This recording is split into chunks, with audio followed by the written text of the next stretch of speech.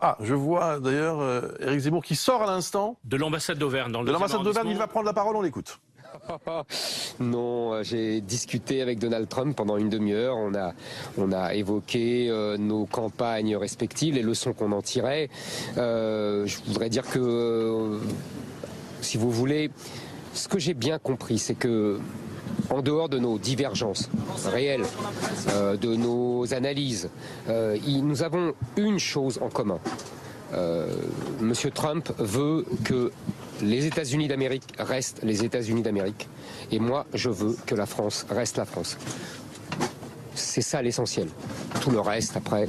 Racontez-nous un peu les coulisses de ce coup de téléphone. Est-ce que vous avez pensé, pourquoi pas, aller le rencontrer?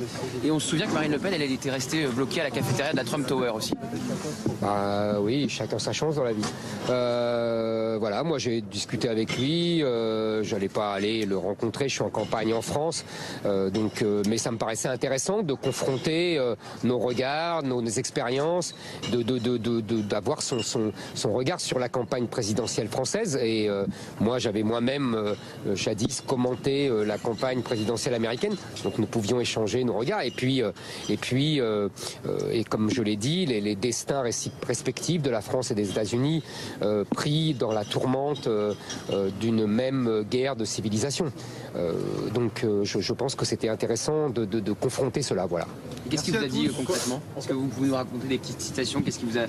Il m'a dit de rester moi-même, que les médias allaient me qualifier de brutal, mais que je devais être sincère.